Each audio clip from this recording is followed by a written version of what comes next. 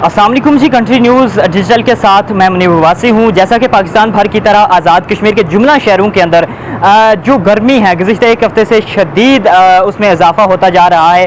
और आज खुसूसन बात की जाए मुज़फ़्फ़राबाद की, तो मुज़फ़्फ़राबाद के अंदर आज सुबह से पिछले एक हफ़्ते की निस्बत सुबह से ही आज ज़्यादा गर्मी जो है वो पड़ रही है। गर्मी की वजह से शहरियों के चेहरे जो है वो मुरझा गए हैं, शदीद मुश्किलात का सामना है।